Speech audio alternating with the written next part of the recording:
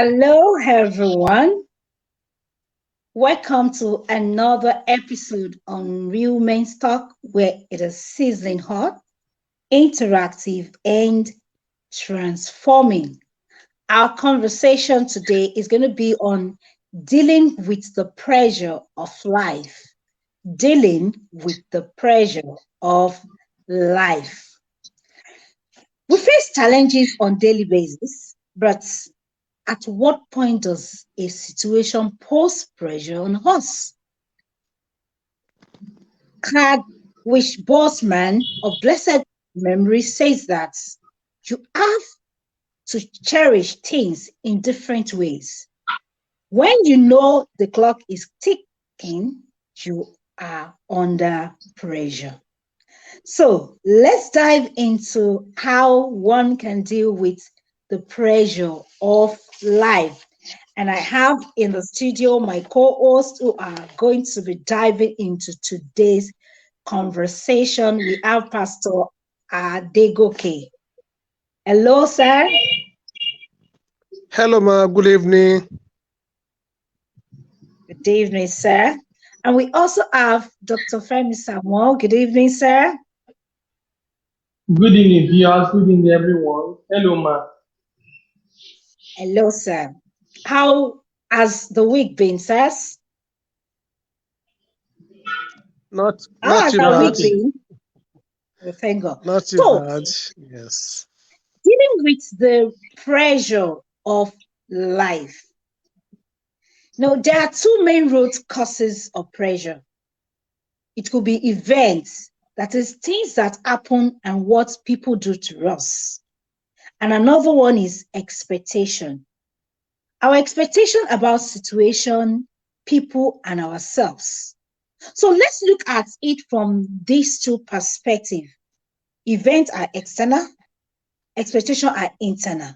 So looking from the external aspect of pressure, what are those things that can put pressure on people? I'm going to start from Dr. Samuel. Thank you very much, Mama T. Welcome, sir. There are some pressure. One thing about pressure is that it changes everything. Some fold, other focus. And pressure coming from outside, external pressure on us living in the environment will be due to maybe finances. It could be due to the health, either the health of one's health, which you have to struggle to maintain a good health or to nurse them out of the ill health. It could also be job challenges. You meet people, you work among people, and the pressure is always there. For people that work in the stay in the northern part of this country, the pressure could actually be security. They are not secure. You are afraid anytime you go to bed with fear. You don't know what will happen over the night. You sleep with one eye open. So all those things, they could actually be external pressure. What is not within us and but it's affecting us because it's in our environment. It's affecting our environment. It's manipulating the environment to put us under unnecessary pressure, intense pressure. And either we believe it or not, all these things have effect on one. I said it earlier on. Pressure changes everything. Anything you can think of. Can talk gas to liquid. So it changes everything. Some food, other focus. But one thing about pressure is that depending on the way you take it, if you take your pressure so well, you'll be able to cope with it and reduce the effect it will have on you. And it can also help you to focus. Thank you very much. Thank you so much, sir. Pastor Adegoke, what are the ways we can deal with event pressure or pressure posed on us by other people? They are external. What can the ways to deal with such? Uh, I think I will use myself as an example. In every situation, I will do my best and leave the rest. And I will not allow anybody to influence my personality. And I always say, I am what I am. So if there are external pressures, pressure on me, I will just, go back to my uh, to my domain or shield and just be what I am. I will not go too far from what I am. I don't like impressing people, and I don't want anybody to impress me either. So on attempt, to yield to people impression, I'm telling you, you carry a lot of loads on you. At the same time, there are some events that you as a person cannot, you cannot avoid, like this COVID-19. If you happen to be, a earth worker, definitely there's a pressure on you automatically. You are there to save lives, and whereby people are there with issues, it will be so difficult to let them go. So there's some events that you cannot, just have to put up your best to accomplish it. And there's some events as well that you just have to, cross your hand and see see it unfolding on its own. So, it balances itself. What am I saying in essence that there's some things in the environment that definitely they have to weigh you down. You cannot just avoid it. It's not possible, to be honest. Like issue of security, family issues, maybe death of a friend or family member, all those things you can't help them. And there's some things as well you can easily avoid. There's a saying that says, say, cut your clothes according to your size. I don't know, I've forgotten that adage or whatever the saying. So there's some. Sorry? According to your cloth. According to your cloth. So if you want to cut your clothes, so your clothes according to your cloth. So all those things, I will not, if I'm handing maybe 10,000 naira per month, I will not go for Mercedes Benz. I'll go for a low profile car. I will not go for duplexes. I'll go for maybe one bedroom apartments. I won't allow anything on my head or bothering me. So in that aspect, I can manage the pressure, but there's some pressure that like I've said earlier on, you cannot just, but you have to, go along with it. God bless you, man. Thank you, sir. So we should, to deal with pressure, we should take a break when there is need. And at the same time, we should know our boundary. We shouldn't go beyond our boundaries. Thank you so much, sir. But Pastor Sam, looking at Pastor Sam is not here. We have Dr. Sam here.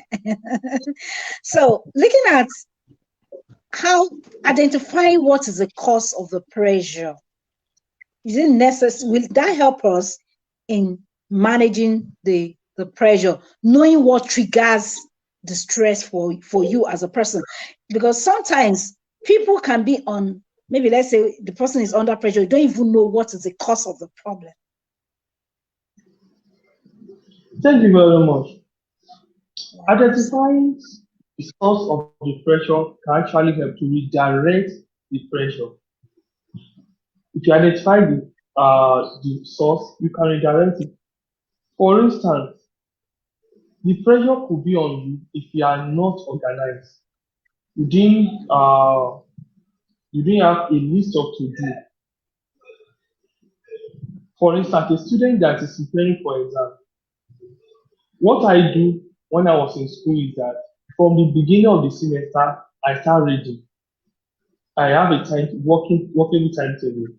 In fact, most of the lectures I read them within 1 week of receiving the lecture, either before or after. I must have read it. So when it's now a week to the exam, I'm not under pressure because I've planned for it. I know that I don't do well with exam pressure. I'll be disorganized. So I have to plan towards it. So what I'm trying to say in a nutshell is that identify the source of the pressure. Is it that if it's work pressure, do you have to have scale of preference in sorting out your work? Is there any need for you to delegate some work? You will say, I know a colleague, whenever we are planning for, what is it called, the accreditation, you start complaining, the work is too much, he's busy. The best thing is that other people are there not doing anything. You must trust some, you have to delegate that you saw this one out, you saw this one out. Tomorrow report back to me. So that you won't put everything on your head and you start complaining. So if you think that it's a work in which you can delegate, you may need to do that. If you need to have a to-do list of what you should do in area of importance, you should have a list. If you need to spread the work out, you should know it. You should have it.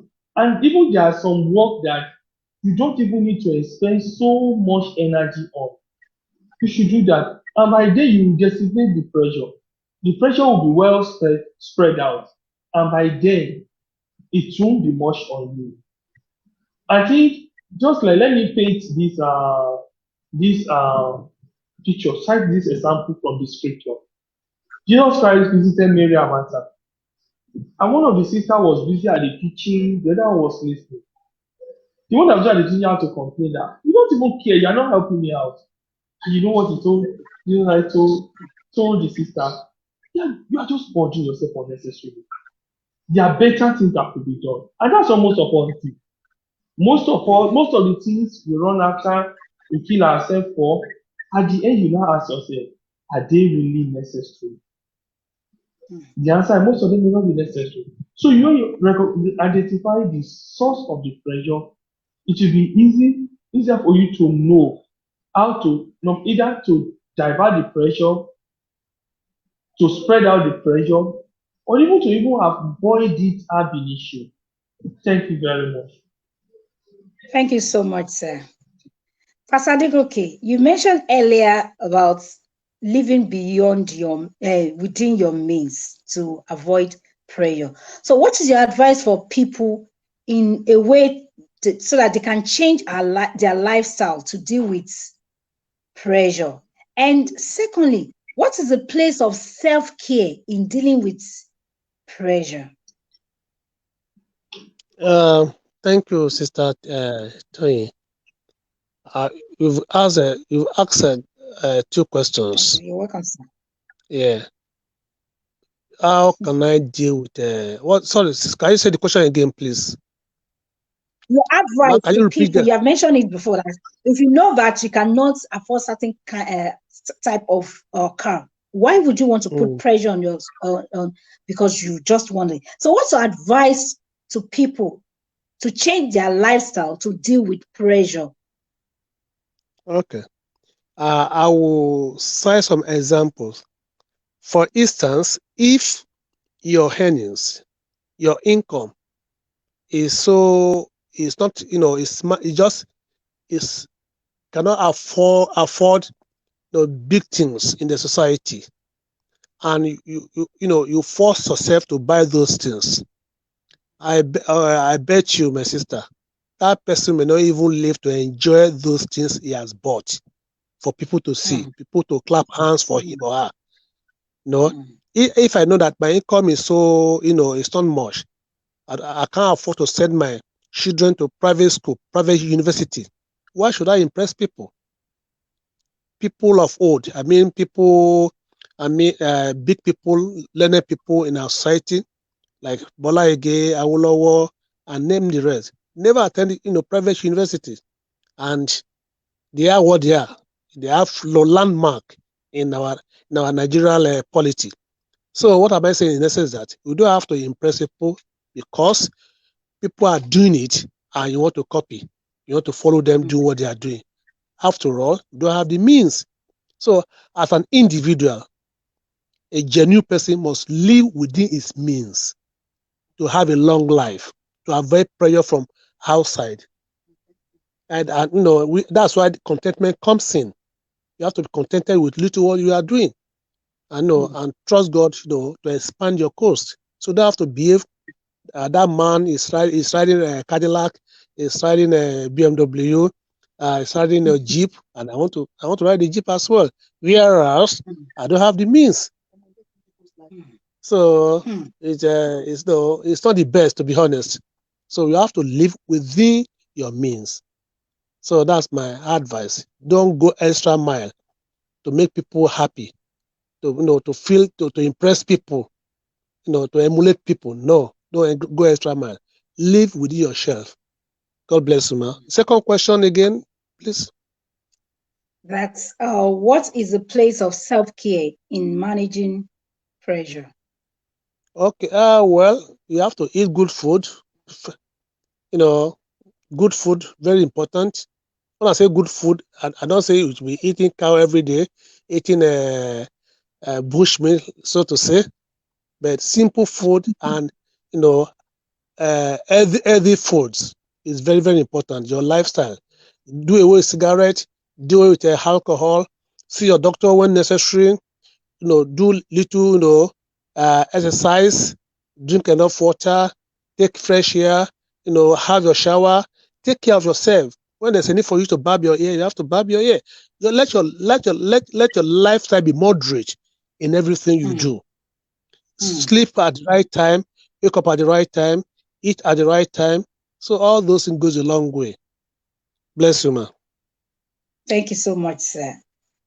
You're welcome. Pastor Dr. Samuel, why am I calling Pastor Samuel today? Dr. Samuel, Pastor Digoke mentioned earlier that for him, when there's so much pressure from outside, he takes a break, he goes to his shell.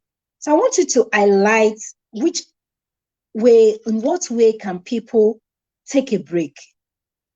How can people take a break when there's need to take a break? Then how can one build support system or network to help oneself during the time of pressure?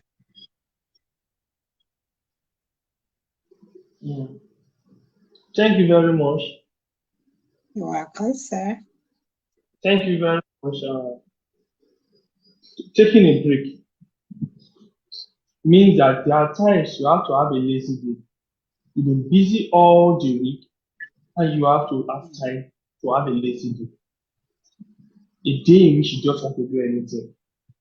You are not the first person to take rest from your work. God did it. On the seventh day, he rested. Even our Lord Jesus Christ, I may cite that as an example. When they were moving towards, I don't know, I think towards one of the seas, there was a storm, and he was at the back of the boat sleeping. He was actually very tired. So if those people could rest, who am I not? So you have to take a lazy day. The work you have, so you have to look for time at interval to rest. Because no matter how in a hurry you are, you have to park at the filling station and buy gas. If not, so your car will not move. That's the first one. And the second thing is that learn to observe your holiday. If you are the type that your work is demanding, you work all through the month, all through the year. The time of your leave, take on vacation, go somewhere else, unwind, relax from the day stress, and it makes you feel good. I have a brother, the company he works for, when they give you vacation, paid vacation, and they discover you work for any other company, they will fire you because they are expecting you to come back on that vacation fresh. But what do most of us do when you have vacation? You still want to do side hustle to make more money. Well, maybe your job is not demanding, you can add side hustle to it. But in the real sense, if you are really working hard, you work hard, you will want to rest because you actually need that rest. So you just have to look for a time for you to rest. If your brain doesn't rest, you start misfiring. So if God could rest, Jesus himself rested well. I We should wonder if we also are rest. stronger than those two people. Thank you very much. So I also mentioned building support system. Yes, building support system. I noticed during my training that in this part of the world, we live in the midst of, until recently, most of us that grew up among families, among friends. Then when I was growing up, people that stayed in duplex, four-bedroom flat, they were rare. Even the rich or people supposedly rich when I was growing up, stay in a room and a parlor, or they will take 3 rooms. And that makes the family, everybody around, to be a little bit close. We live in a system where people live closely to each other. You know your cousins, you know your family. And that was a good support system. Then we also noticed when I was in school that the suicide rate then was lower. And why was it lower? We have more stress than the white. The white has higher suicide rate than us. We didn't start having suicide until recently when there's internet to browse anything.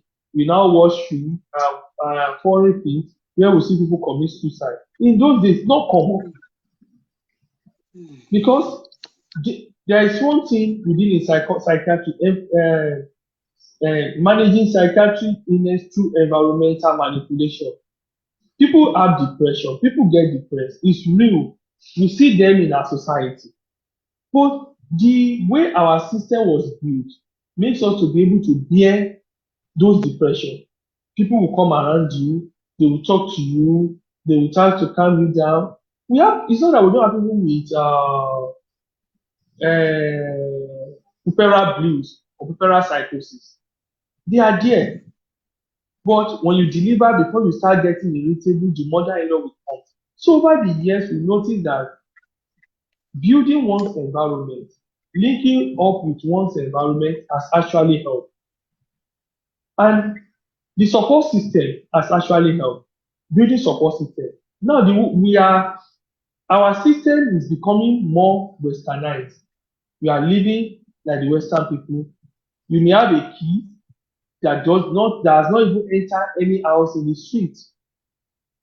It stays at home. It cannot even play in the compound. I saw a cartoon where they said that 20 years ago, you will be dragging your boy to come inside but now, in the era of computer, you have to force the boy, let's go out. The boy will want to stay indoor.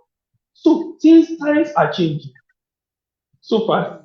So how do we still build our support system despite the fact that we are becoming more modernized? There are ways it could be done. Recently in my department, we have to make it a point of duty. You must know everybody's house. The HOD start asking, do you know Dr. this person's house? Dr. this person's house? I say no. Do you know his family? Do you even know his wife? Do you know anything about him? Do you have his phone number? Because we need to keep checking on one another. That could be a support system. Someone is sick, is at home, or is not fine, you've not seen the person. Instead of typing a query before the arrival, have you put a call through to the person? Hope you are okay, hope no problem, where are you? Have you done that? In the last 6 months, have you visited anybody in your place of work? We all meet at work, we know. But we don't know what people are going through. That's one support system. Another support system has to do with the church. If you belong to one or two, we know that gone are the days where pastors have all the time to visit us, come around. But not everybody is getting busy. Pastor sometimes you have to put a call if it's a good one or it's a full-time pastor, maybe we have time. But if your pastor happens to be a banker or a doctor, he will be busy. He has his own work, he needs to make a living. So he will not have time to see you. But if you belong to one of the group in the church, you belong to one of the group in the mosque, at least with those ones, you will have someone coming around to visit you. It's another support system. I've had people that have left church or left one organization because they had a crisis, a problem, and nobody's coming around to even say hello. Nobody is even aware. So that's another way we could get a support system.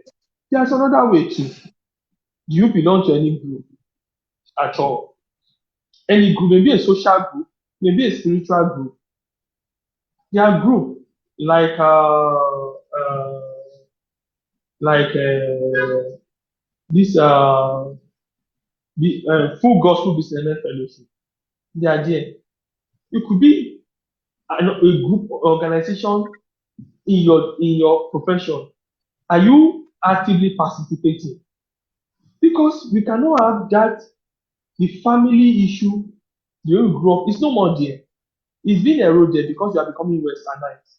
Then what about this other group? To create a support system for you that if you need to do something, if you need to call on someone, you need people to stand by you. Look around.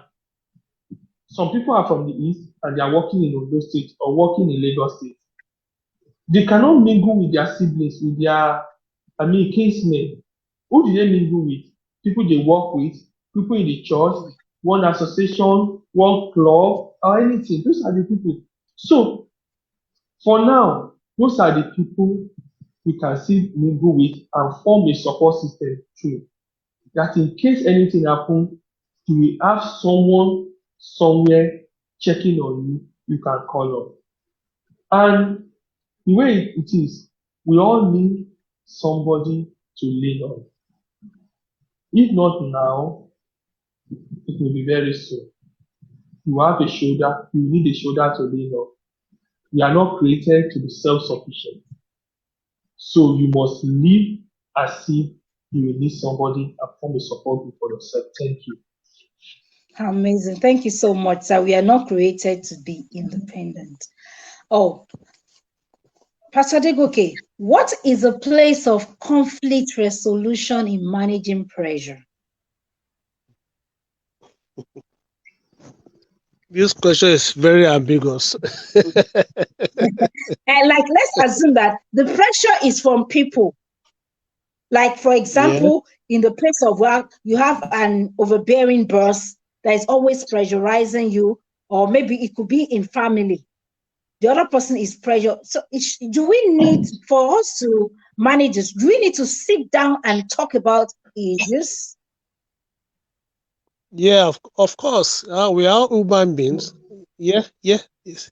Of course. I can, sit down with my boss and let him know my scope of work.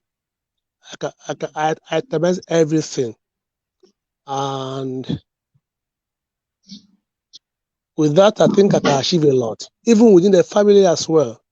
I can, I will let them know these are the things I'm doing. These are the things I'm doing. I list them, itemize them one by one.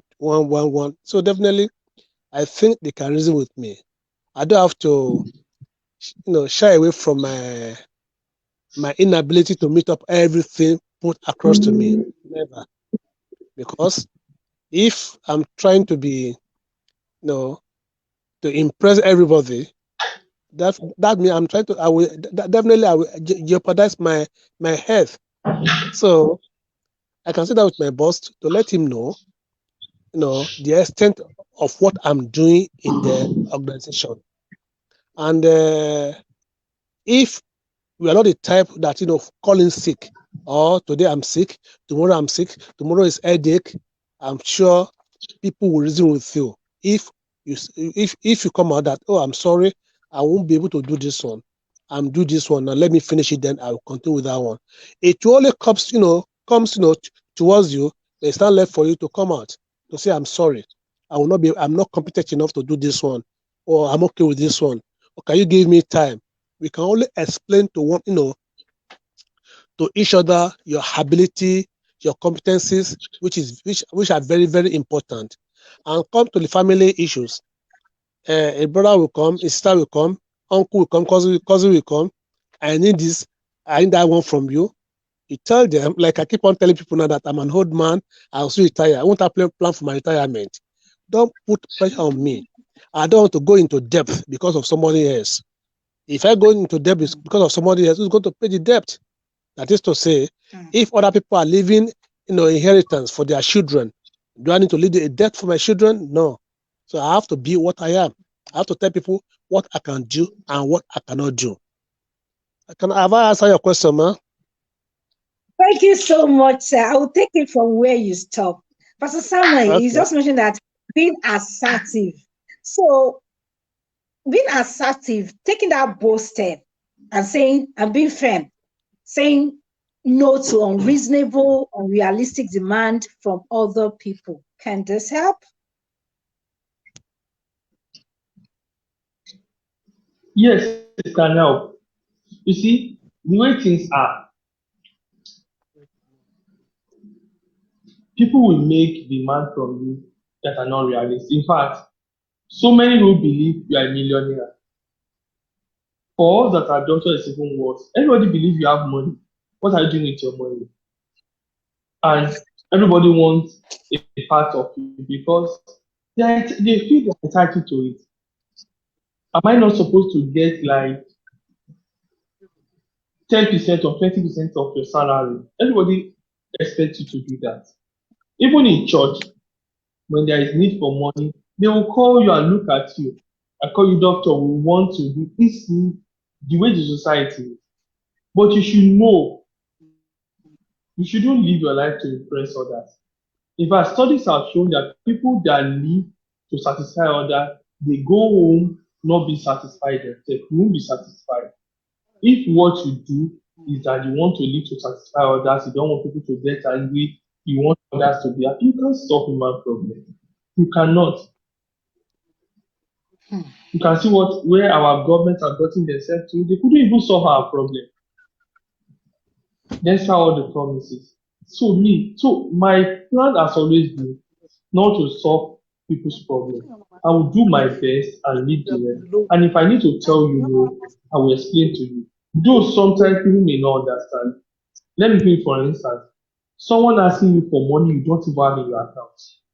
Some people don't believe your account is worth it. Someone told me when they said that your account will be in millions. I smiled. See, what will I be keeping millions for in my account? I'm not a politician.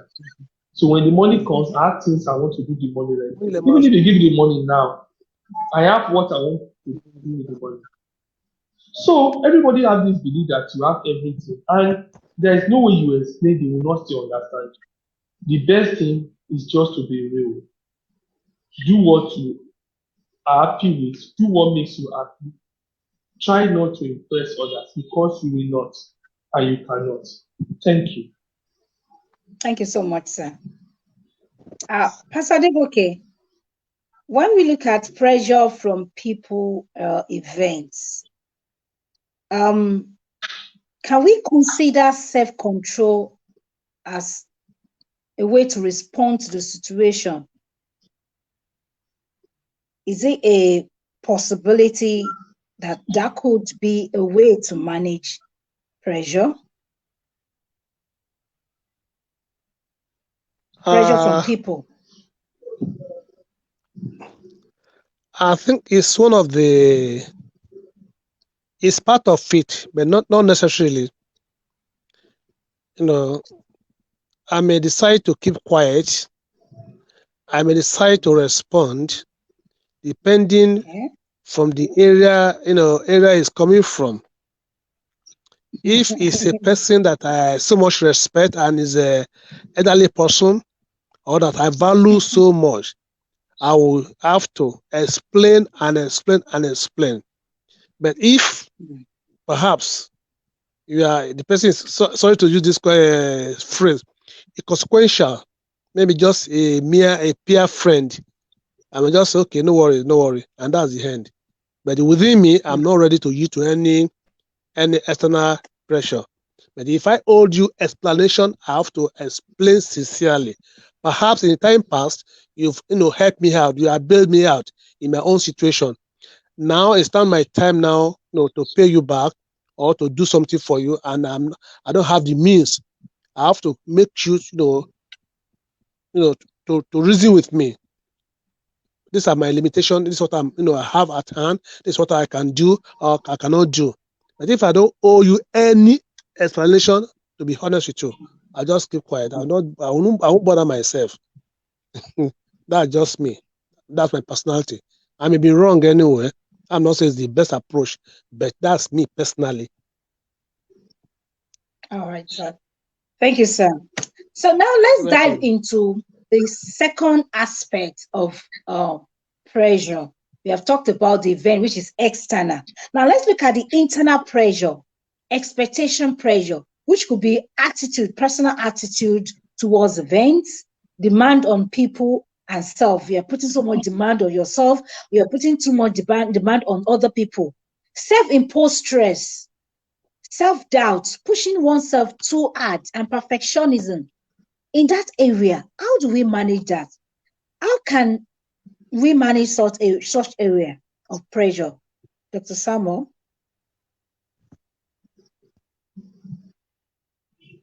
Thank you very much. You're welcome, sir. We all have our limits, our breaking limits.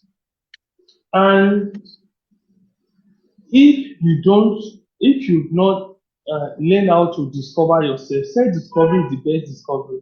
You know about yourself, you know what you are capable of doing, you know your strengths, your weaknesses, and that is what life is all about. In a case where you are giving yourself certain standard that you cannot meet, it's good to set standard for yourself. You can set standard that every day every month I want to be saving 500,000 or 100,000. It's good. But when you set standard that is going to drive you crazy, you are killing yourself. For instance, you don't have to put your children in school that you can't pay. You cannot pay. When you know that before you pay school fees, you have to borrow money, you have to go on loan, your salary cannot even pay that school fees. For how long will you continue to do that? You have to sit yourself down and make realistic goals. And sometimes, maybe you set goals for yourself. It's good to set high goals. But if you can't meet up that goal, don't kill yourself over that. Expectation, like you are planning for a wedding, and the wedding you are setting a standard of a friend for a wedding. For crying out loud, you go into debt. And that debt will surely give you out of time. Someone said something to a friend when a friend was getting married that when she was planning for her own wedding, the husband was working with another company there. So they didn't really have money. The money was not on that, but it's not long started working when they're thinking of marriage. So they went into loan for that marriage. They didn't have the marriage, the husband lost the job. And they spent 4 years paying back loan. People knocking at their door. It's uncalled for. It's uncalled for that she's a nurse. Every month you work, you have to start paying back loan. The major part of your salary is to settle people you are owing. For one event. It doesn't. So why are you setting that expectation for yourself? You don't have to buy a car you cannot maintain. I'm sorry to say, there are some cars I can't maintain, even as a doctor. I can't maintain it. Why? The location I work, if that car should need to be fixed, I will have to call someone from Lagos to come and fix the car. Pay for the transportation. I mean, it doesn't work. Does it make sense? So if I'm venturing into that, I'm only killing myself. You don't even have to start a building, a project you cannot finish. You want to build a palace for yourself and you want to take you the next 30, 40, 50 years to build because you want to impress somebody. So there is no need you starting what you cannot finish. I think the network is fluctuating. Starting what you cannot finish. So most people in an attempt, you want to satisfy somebody, you want to be a perfectionist, you don't want to make mistakes. Have you noticed that it is when you want to avoid making mistakes, that's when you make the mistake. When you are yourself, you do well, you make less mistake because it's you. Things are not going to change. But it is when you are thinking that you don't want to make mistake, you want to satisfy, so you start making it. So in order not to be on intense pressure, unnecessary pressure, you don't have to you sit down, calculate what you can, what you can survive on. Let me still go back to the Bible. Jesus Christ said something. See, if you see a king that want to go to war with another king, he will first ask himself, can I fight this man with 10,000 soldiers that's come with 20,000 soldiers? That if he cannot, he will send an emissary and make peace. You don't have to start what you cannot finish. The world will expect so much from you. But believe you me, when you get into that crisis, those people that are pushing you into it will be the one to laugh at you. I will never forget the story of a friend that his first car was like 15 months of his salary. Someone buying car with 15 months of his salary. Yes, 15 months. Yes, but I didn't make it. Is it more than 15 months? I think it was more than 15, about 15 months or 20 months of salary. He asked someone that sponsored him, gave part of the money, bought the car, foreign car, latest model. Started riding it, and within 2 months, he had an accident. He now spent another 6 months of his salary to fix the car. The car was not still in good shape. He started writing letters to the association to help. So it was then people now started telling him the story. Now heard the worst story of his life. There is nobody you are impressing for crying out loud. In fact, they will not be impressed. People will be more impressed when you are yourself. So instead of creating internal crisis for yourself,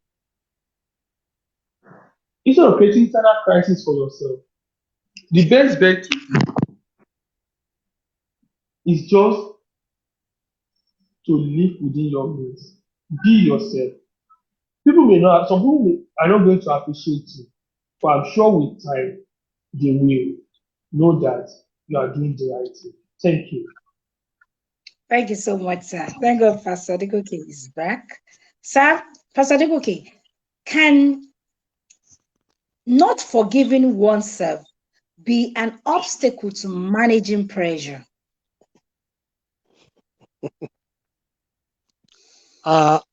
Thank you, Sister T. Yes, sir. When you refuse to forgive yourself, you are you are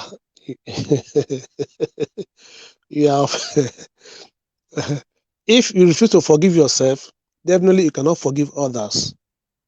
So that's just my, that's the summary. So definitely, any person must learn how to forgive himself or herself. Very, very important. No, don't dwell on the past issues. Otherwise, you are going to, blow up your blood pressure. You just have to let go. Let go. There are some mistakes in the time past, that we have, unknowingly we committed. Imagine, a secondary school girl who got pregnant, had a baby, and it's taking some time for her to get a husband now, and he keep on referring to those issues. I know, keep on regretting, living on regrets. We don't have to let go. There are provisions in the Bible, there are provisions in other religion that we must learn how to forgive ourselves. When we refuse to forgive ourselves, there's no way you can forge ahead. It's impossible.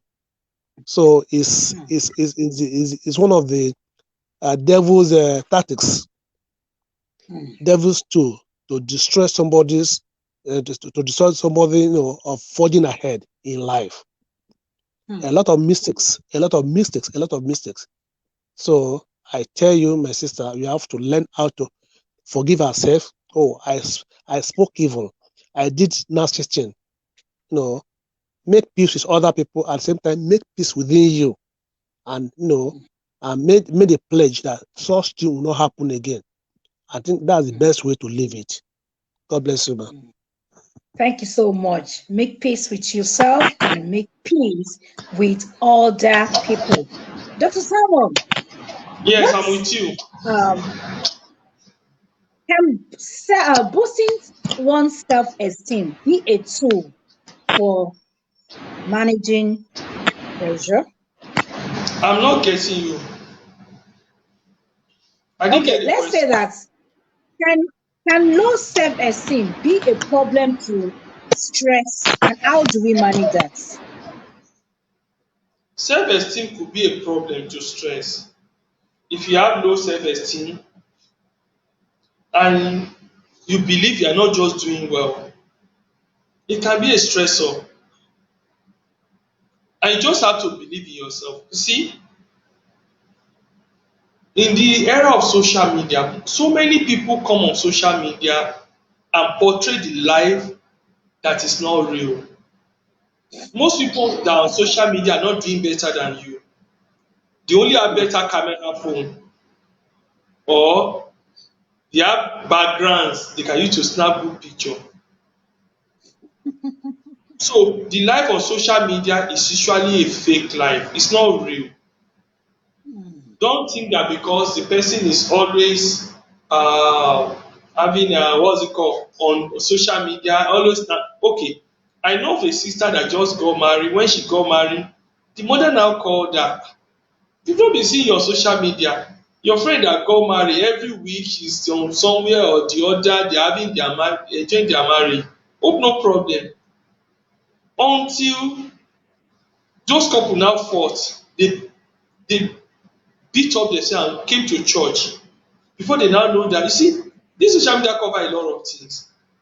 It's packaging. I can package myself to whosoever you want. I travel to places, I stay in the best hotel. For the fact that I don't take pictures in those best hotel doesn't mean that I've not been there. Some take opportunity of visiting any place, any conference center, they will take a lot of picture and circulate it.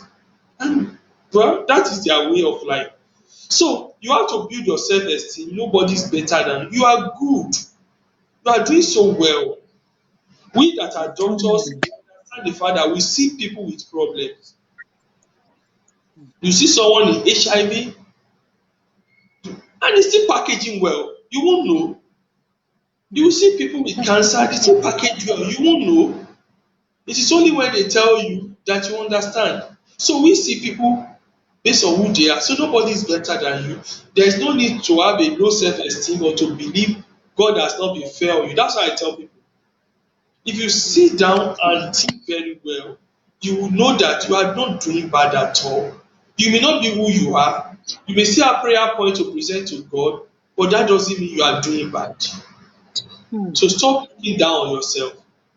You will help yourself better if you start seeing yourself the way you are and not comparing yourself to some other people on social media. Thank you. Thank you so much, sir. Pastor Adegoke, can we dive into a bit of mindsets?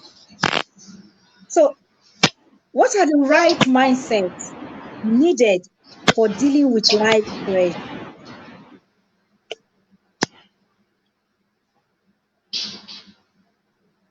Thank you, man.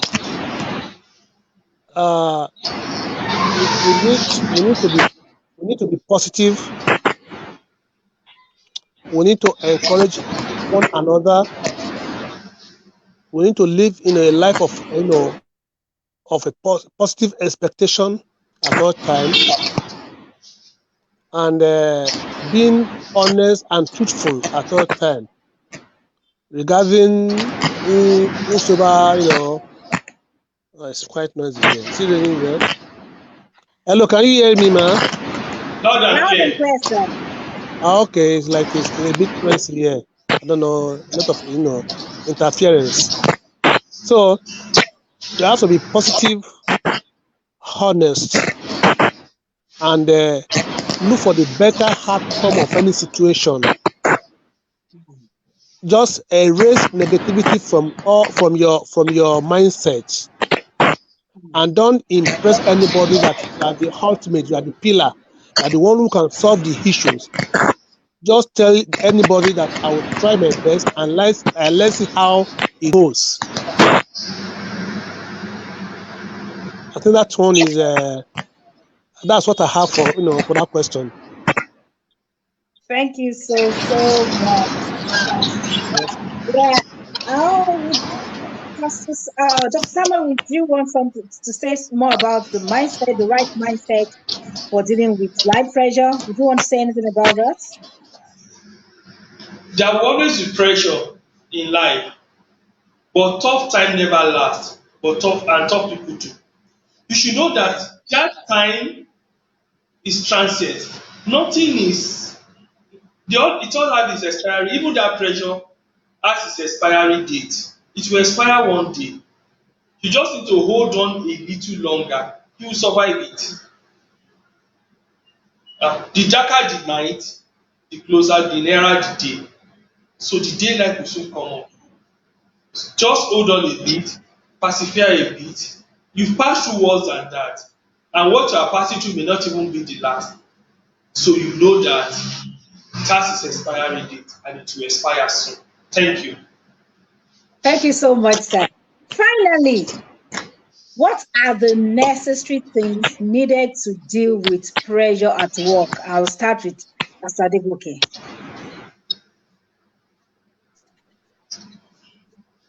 You have mentioned it earlier. Just want to touch it a bit for emphasis.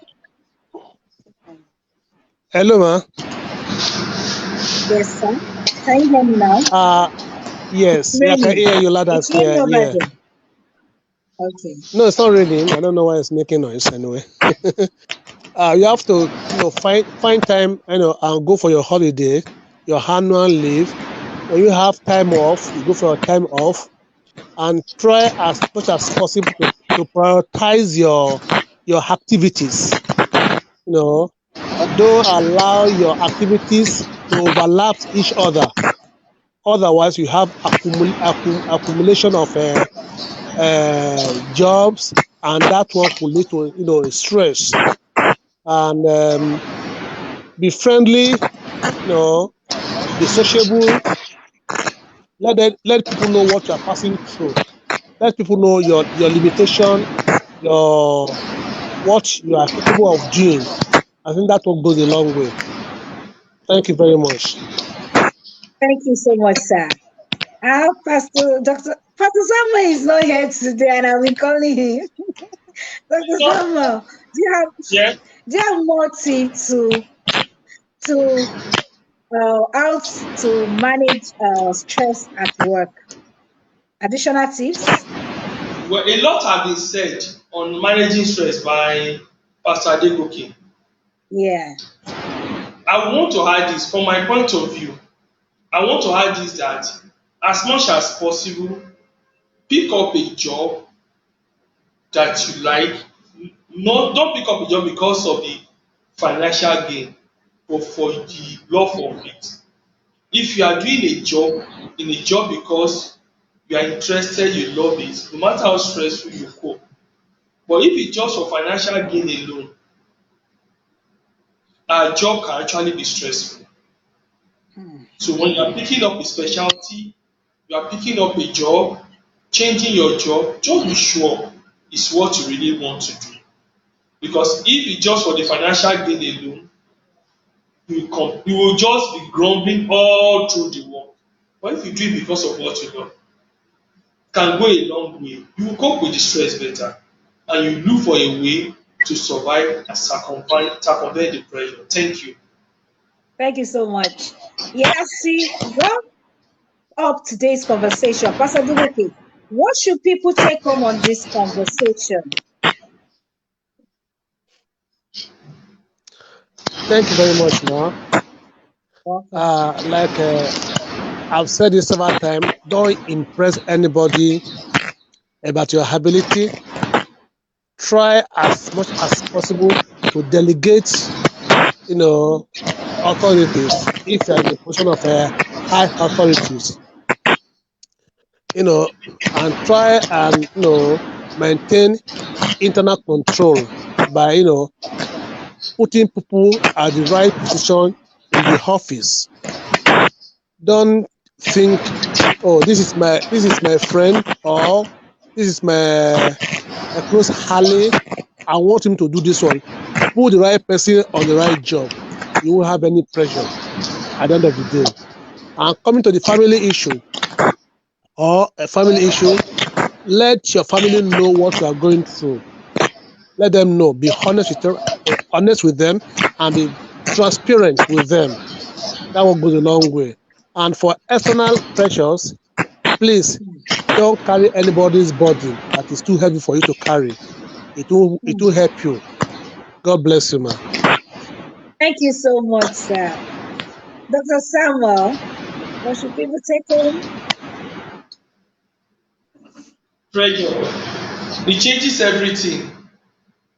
Some fold, other focus. You should know that as long as you are here, there will not be one thing or the other to worry over. Nothing is worth dying for. Thank you. Thank you so much, sir. Nothing is worth dying for. So, as we wrap up today, I'm going to leave us with these quotes. And I can't change the direction of the wind, but I can adjust my sail to always reach my destination. That is being dim. Never be bullied into silence. Never allow yourself to be made a victim. Accept no one's definition of your life. Define yourself as a person. And finally, it's not the size of the dog in the fight.